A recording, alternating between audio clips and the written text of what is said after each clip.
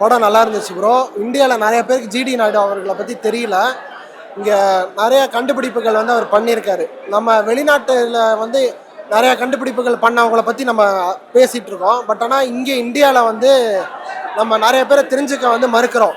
Visualised experience வந்து இந்த படத்துக்கு கொடுக்கறதுனால புக்ஸை படிச்சு தெரிஞ்சுக்கிறதோட இங்கே நிறைய பேர் வந்து ஈஸியாக தெரிஞ்சுக்க முடியும். ஸோ கண்டிப்பாக இந்த படத்தை வந்து பார்க்கலாம். எல்லாருமே ஃபேமிலியாக வந்து பார்க்கணும். ஜென்சி இங்கே நிறைய பேர் செலிப்ரேட் பண்ணுவாங்களான்னு கேட்குறீங்க. இது கமர்ஷியலைஸ்டு ஃபிலிமாக தான் வந்து கொண்டு வரப்பட்டிருக்கு. ஸோ உண்மை கதைகளுக்கு வந்து அப்பாற்பட்டு இங்கே நிறையா விஷயங்கள் வந்து பார்த்திங்கன்னா அடுக்கடுக்காக போய் சொல்லிட்டு இங்கே நிறையா கதைகள் வருது. பட் ஜிடி நாயுடுவை கண்டிப்பாக நீங்கள் பார்க்கணும். படம் ஆக்சுவலி ரொம்ப சூப்பராகவே இருந்துச்சு, ரொம்ப இன்ஃபர்மேட்டிவாக இருந்துச்சு. Thanks to Maddy. இந்த மாதிரி அண்டர் ரேட்டடான ரெகக்னைசேஷன் கிடைக்க வேண்டிய ஹிஸ்ட்ரியில் இருக்க பீப்பிள்ஸை வச்சு படம் பண்ணிட்டு இருக்காரு. இதுக்கு முன்னாடி ராக்கெட்ரி பண்ணியிருந்தாரு நம்பி நாராயணன். நான் அந்த படம் பார்த்தேன். அதுக்கப்புறம் நம்பி நாராயணன் எவ்வளோ இம்பார்ட்டண்ட்டான பர்சன் இந்தியாவுக்குன்னு சொல்லி எனக்கு தெரிஞ்சது. அதே மாதிரி ஜிடி நாயுடுவும் எவ்வளோ இம்பார்ட்டண்ட்டான பர்சன் சொல்லி எனக்கு இதுக்கு முன்னாடி ஜிடி நாயுடு தெரியும். பட் ஆனால் இவ்வளோ எலாபரேட்டடாக தெரியாது. அதனால thanks to Maddy and to his team. இந்த மாதிரி அவரோட மூவிஸ் மூலியமாக வந்துட்டு ஒரு என்டர்டெயின்மெண்ட்டோடு சேர்ந்து இன்ஃபர்மேஷன் வந்துட்டு பாஸ் ஆன் பண்ணுறது வந்துட்டு ரொம்ப ஒரு முக்கியமான விஷயம். இது ஜென்சிக்கு கண்டிப்பாக பிடிக்கும். ஏன்னா ஜென்சிக்கு ஒரு விஷயத்தை வந்துட்டு எதுவுமே சுற்றி வளைக்காமல் ஸ்ட்ரெயிட்டாக சொன்னால் பிடிக்கும். இந்த படத்தில் வந்துட்டு டாக்குமெண்ட்ரி மாதிரியோ பயோகிராஃபி மாதிரியோ ரொம்ப ஸ்லோவாக போகாமல் அடுத்தது கதை நவுந்துகிட்டே இருக்குது. அதனால வந்துட்டு இது ஜென்சிக்கு கண்டிப்பாக பிடிக்கும். ஸோ எல்லா ஜென்சியும் பார்ப்பாங்கன்னு நினைக்கிறேன். மேடி வந்துட்டு அவரோட பர்ஃபார்மன்ஸ் வந்துட்டு ரொம்ப சூப்பராகவே இருந்துச்சு. அப்புறம் சத்யராஜ், அப்புறம் ஹீரோயின் கேரக்டர் எல்லாருமே, ஜெயராமன் எல்லாரோட கேரக்டரும் வந்துட்டு ரொம்ப சூப்பராகவே இருந்துச்சு. ஜிடி நாயுடுன்ற ஒரு இதுக்கு முன்னாடி நான் டெக்ஸ்ட் புக்ஸில் படிச்சிருக்கேன். பட் ஆனால் அதெல்லாம் வந்துட்டு ஒரு ஒன் லைனில் வரும். அவருக்காக தனி லெசன்ஸ் அந்த மாதிரி நான் அவ்வளோவா இது பண்ணதில்லை. அவ்வளோ ஞாபகம் வச்சுக்கிற மாதிரி அலெக்சாண்டர் தி கிரேட் அவங்கள பற்றிலாம் நிறைய எலாபரேட்டடாக வரும், 2-3 சாப்டருக்கு. ஆனால் ஜிடி நாயுடு பற்றி இவ்வளோ வராது. ஆனால் இவ்வளோ இன்ஃபர்மேஷன் அவர் படத்தில் காட்டினது எல்லாமே ட்ரூனா. பட் ஆனால் இது பற்றி எஜுகேஷன் சிஸ்டமில் இன்னும் ஜிடி நாயுடு பற்றி சொல்லியிருந்திருக்கலாம்.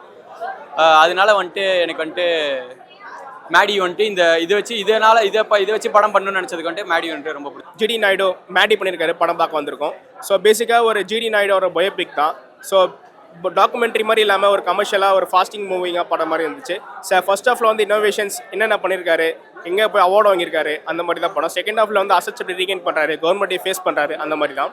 ஸோ ஃபர்ஸ்ட் ஹாஃபில் பார்த்தீங்கன்னா என்னென்ன ஃபேஸ் பண்ணுறாரு, அதுக்கப்புறம் அந்த மாதிரி இருக்கும். ஒரு கோயம்புத்தூர்லேருந்து ஒரு மனுஷன் இப்படி போய் ஜெர்மனியில் போய் அவார்டு வாங்குற அளவுக்கு எப்படி வளர்ந்துருக்காரு அந்த மாதிரி தான் படம். படம் ரொம்ப நேச்சுரலாக சத்யராஜ் சூப்பராக பண்ணியிருக்காரு. ஸோ நல்ல படம், இன்ஃபர்மேட்டிவான படம். கிட்ஸ் அண்ட் ஃபேமிலி எல்லாம் வந்து பாருங்கள். Very good movie. இந்த படத்தில் பார்த்தீங்கன்னா நான் அதான் சொன்ன மாதிரி புக்ஸில் லேர்ன் பண்ண விட இந்த விஷுவல்ஸ் பார்த்து ரொம்ப நிறைய லேர்ன் பண்ணிக்கணும். So hats off to movie and team for making is great movie. Madhavan ரொம்ப அந்த கேரக்டர் சூட்டாக ரொம்ப பண்ணியிருந்தாரு. ரோல் ரொம்ப சூப்பராக பண்ணியிருந்தாரு.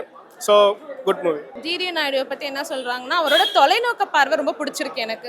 நம்ம என்ன மிஸ் பண்ணியிருக்கோம்னு தெரிய வந்தது. நம்ம ஒரு பென்ஸ் கம்பெனியை மிஸ் பண்ணியிருக்கோம். நம்ம கோயம்புத்தூரில் வர வேண்டியது கம்பெனியை நாங்கள் மிஸ் பண்ணியிருக்கோம்.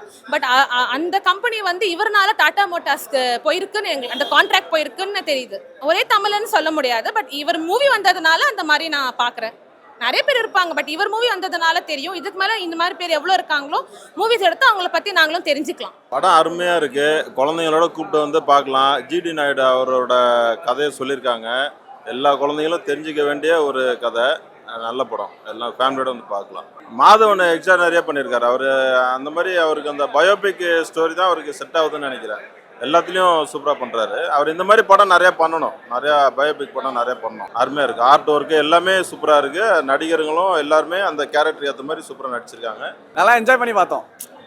படம் கதை எல்லாமே தாண்டி மாதவனோட ஆக்டிங் வந்து ஒரு ஸ்டாண்டர்ட் ஒன்று கொடுத்துருச்சு. நேஷ்னல் அவார்டு டிசர்விங் ஃபிலிம் இது. ராயன்லாம் நேஷ்னல் அவார்ட்னா இதுக்கு கண்டிப்பாக நேஷ்னல் அவார்டு அடுத்த வருஷம் கன்ஃபார்ம். அவர் எவ்வளோ ஒரு பிஸ்னஸ்னால் என்னென்னா ப்ராஃபிட்டு லாஸு.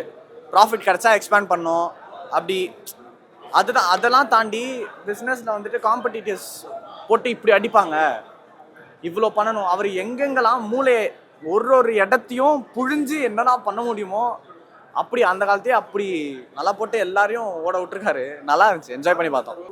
பக்கா நான் அப்படியே ரத்தம்லாம் மாதவன் அப்படின்னு தாண்டி ஜிடி நாயுடுன்னு ஆகி அவர் அப்படியே இன்வால்வ் ஆகி நடித்து ஆடியன்ஸையும் நல்லா அடுத்து என்ன நடக்கும் அப்படின்ற மாதிரி நல்லா யோசிக்க வச்சு அப்படி நடிச்சிருக்காரு. நல்லா இருந்துச்சு. ஃப்ரெண்ட்ஸ் எல்லாம் வந்திருந்தானுங்க, கேங்கெல்லாம் பின்னாடி. நான் அப்பாவோட வந்திருந்தேன். ஃபேமிலியோட பார்க்குறது வேறு வைப்பு. அவனுங்க பின்னாடி கலாய்ச்சி அதெல்லாம் கொஞ்சம் நாங்களும் சிரிச்சிட்டு இருந்தோம். நல்லா இருந்துச்சு, ஜாலியாக என்ஜாய் பண்ணோம்.